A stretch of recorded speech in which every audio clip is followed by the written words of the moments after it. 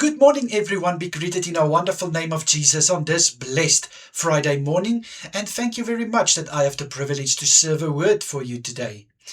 Have you ever wondered what is the difference between conviction and condemnation?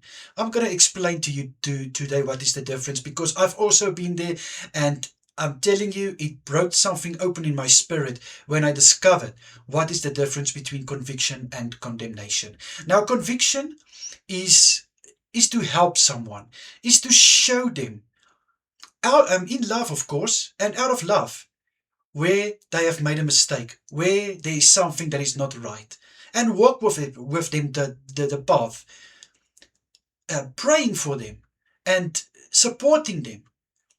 To convict someone is not to judge someone in a bad way. But when it comes to condemnation is where you actually judge someone in such a way that the sea can't clean them, if I may say it in that way. It's where you are telling that person, you are a disgrace, you are such a bad person, and you are just breaking them down. You are actually negatively breaking them down. You're telling them there's no hope for you. That is to condemn someone. And my brother and sister, God doesn't condemn us. God's will is to love you. God wants to convict you in love. And that's why he sent the Holy Spirit.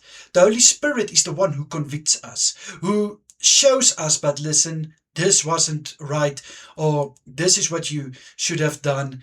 So he actually shows you the right way. He wants you to go forward and to learn from those things you are doing wrong.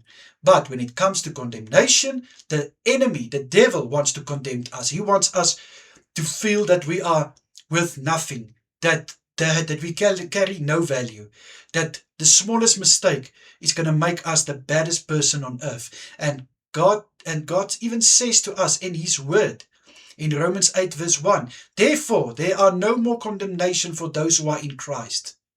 And the previous phrase I mentioned is in John 16 verse 18, where Jesus sent the Holy Spirit to help us, to guide us and convict us in right judgment, not to be judgmental and watching over our shoulders for the smallest thing, but to lead us and to guide us and show us the right way. That is what I wanted to share with you today regarding the difference between conviction and condemnation.